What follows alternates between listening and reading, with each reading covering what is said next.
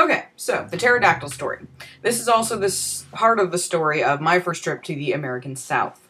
When I was 19 years old, I was dating a boy named Luke, and we went to AIT together. For those of you who don't speak Army, AIT is Advanced Individual Training. When you finish basic training, they send you to AIT, and that's where you learn your actual job skills. So when we graduated from AIT, Luke went back to Georgia, where his family was from, and I went to Phoenix to visit my family on leave. And then I flew from Phoenix to Atlanta to meet Luke's parents, because at that point he had asked me to marry him and blah, blah, blah. So I arrive in Atlanta.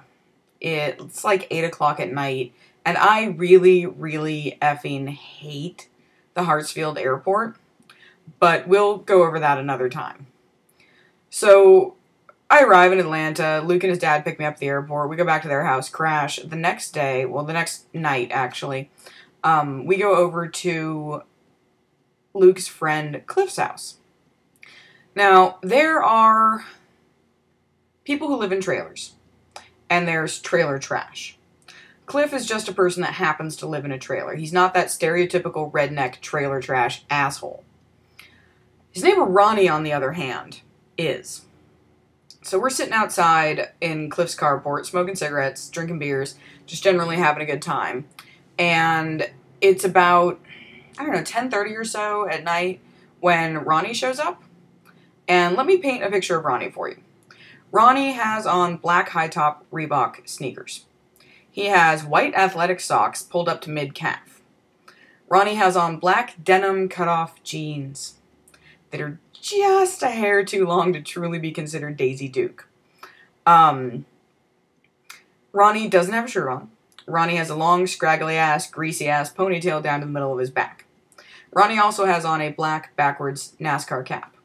Now, there's nothing wrong with wearing a NASCAR cap. There's nothing wrong with wearing a backwards cap. But if you're going to wear a cap backwards, you kind of want to make sure that it's a fitted cap, because otherwise you get that plastic job digs into your forehead and it's just bad news.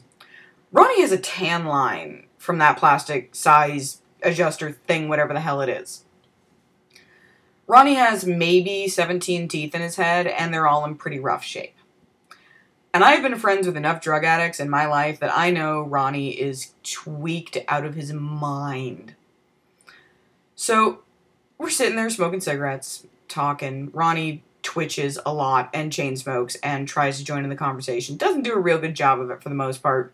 About an hour and a half or so goes by, and around about midnight, Ronnie, kind of looks over at me and Luke, and he goes, "Hey, y'all want to hear my pterodactyl call?"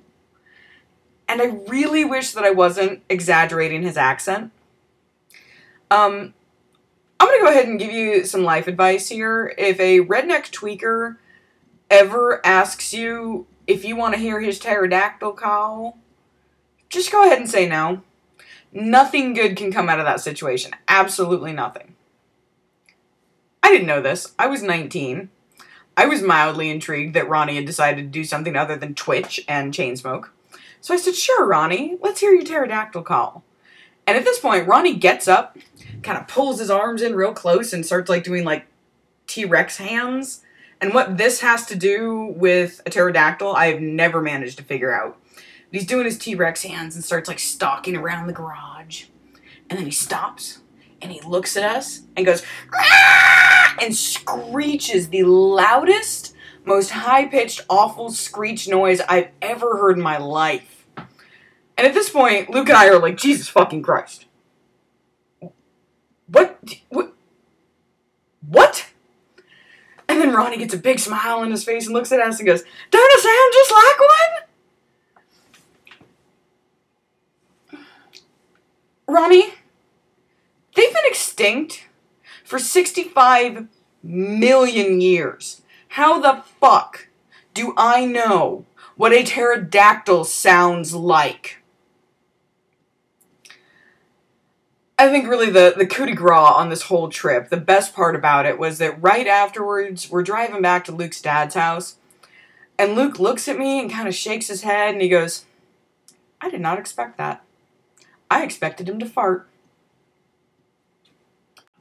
There are many, many other tales that have come out of the South in my trips, that trip and my subsequent trips down to the Deep South. But they are going to have to wait for another time because this is the pterodactyl story, not Calypso's many misadventures in the South.